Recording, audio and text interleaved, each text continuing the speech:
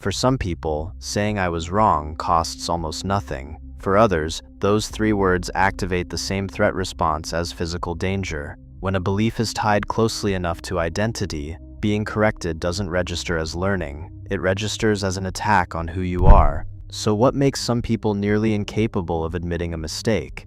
The answer begins not with stubbornness, but with something far more fragile. The human brain is hardwired to maintain a consistent positive narrative about who we are. Psychologists refer to this as ego protection, the continuous unconscious effort to defend our internal self-image from damage. When we encounter evidence that contradicts our beliefs or exposes a mistake, it creates an immediate psychological clash. In 1957, psychologist Leon Festinger identified this discomfort as cognitive dissonance. It is the mental strain that occurs when a person holds 2 incompatible cognitions, such as I am a competent person and I just made a foolish error. To study this, Festinger and James Carl Smith conducted a classic experiment in 1959. They had participants perform an incredibly boring task for an hour, then paid them either $1 or $20 to lie and tell the next participant the task was highly enjoyable. Those paid $20 felt no pressure to change their minds. They had a clear external reason for lying, but the participants paid only $1 experienced intense dissonance. They could not easily justify lying for such a small amount, so their minds resolved the conflict by convincing themselves that the task actually was fun. They changed their internal belief to match their external actions, demonstrating how far the mind will go to keep its self-story intact. The Festinger and Carl Smith $1 versus $20 finding serves as a clear anchor for this process. When the external reward failed to justify their actions, the brain distorted its own reality to find balance. In 1990, psychologist Ziva Kunda defined this active defense mechanism as motivated reasoning. Instead of searching for objective truth, the mind bends logic toward a preferred conclusion, seeking out reasons to support what it already wants to believe. This selective filtering depends heavily on confirmation bias, a concept identified by Peter Wason in the 1950s. Once a belief is established, the brain actively notices and remembers information that validates it, while systematically filtering out, minimizing, or completely ignoring evidence that challenges it. To protect the ego further, the brain relies on attribution theory to distort motive. When we make a mistake, we often commit what psychologists call the fundamental attribution error. We blame our own errors on temporary, external circumstances, while blaming the mistakes of others on permanent character flaws. We explain our errors as unavoidable accidents or bad days, instead of admitting a lack of competence. Through these internal filters, reality is reshaped, allowing a person to remain right in their own eyes, even when the facts prove otherwise. When a mistake is pointed out, the brain does not always process it as simple feedback. For some, correction triggers an intense response known as identity threat.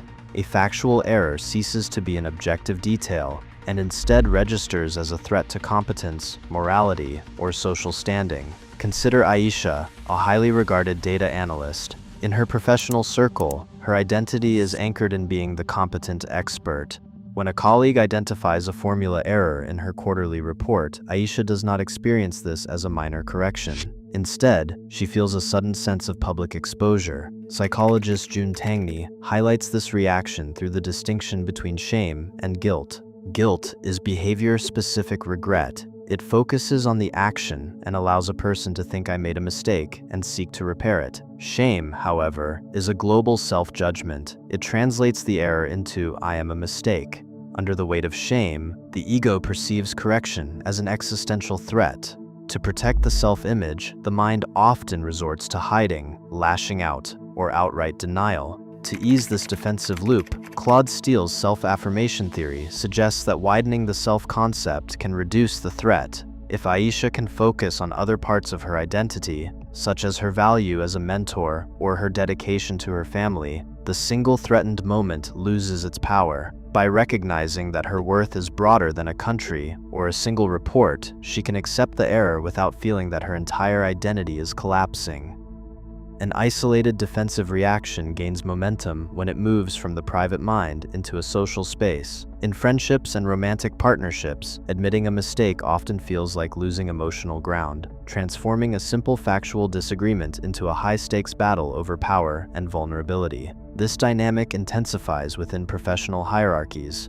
When status is closely tied to authority, correction is perceived as a direct threat to rank. In workplaces where mistakes carry social penalties, employees routinely hide errors to preserve their professional standing. Harvard Business School professor Amy Edmondson found that teams lacking psychological safety experience a sharp decline in error reporting. In these environments, the fear of status loss drives mistakes underground, prioritizing self-preservation over team success. This pattern of denial expands when personal identity merges with a larger group. In political and ideological spheres, facts are frequently treated as tests of group loyalty, making the admission of an error feel like a betrayal of one's community. Digital spaces magnify this tribal alignment.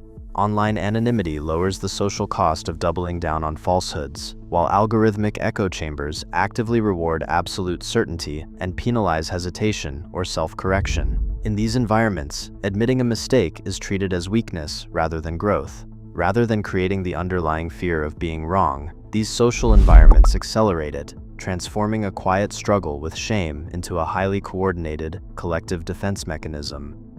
In 1999, psychologists Justin Kruger and David Dunning observed that in a humor assessment task, participants in the bottom performance quartile estimated their score at 68.6% correct, when their actual mean score was 23.1%. This overestimation gap is often mischaracterized as arrogance, but researchers view it as a natural competence illusion pattern. The cognitive blind spot exists because the skill required to perform a task is often the exact skill needed to evaluate it.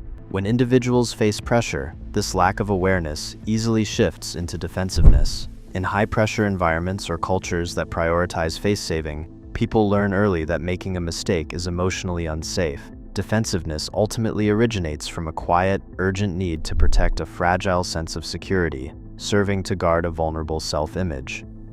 When Jonah and Priya disagree over a shared household budget error, the shift toward accountability begins with how they view the mistake itself. Jonah does not treat the error as a personal failure or a verdict on his core identity. Instead of immediately defending his math, he calmly names his frustration, admitting that the financial numbers make him feel anxious. This simple step of identifying the emotion lowers the immediate tension. Priya responds with a clarifying question, asking how they can adjust the monthly calculations together. This inquiry slows the conflict down, creating quiet space for both of them to think. Jonah then makes a small concession, acknowledging that he overlooked a utility bill, which de-escalates the disagreement while preserving his dignity. Rather than seeking to win the argument, he actively asks Priya for corrective feedback on how to track their joint expenses moving forward. For Jonah and Priya, relational self-correction works because they prioritize rebuilding their connection over defending their egos. They show that admitting a mistake is a step toward mutual safety, demonstrating that vulnerability can strengthen a relationship. Admitting we are wrong is not a surrender of character, but an act of courage. When we stop defending our past mistakes, we finally free ourselves to grow. True emotional maturity begins when safety is found in truth, not in certainty. Share your perspective in the comments below.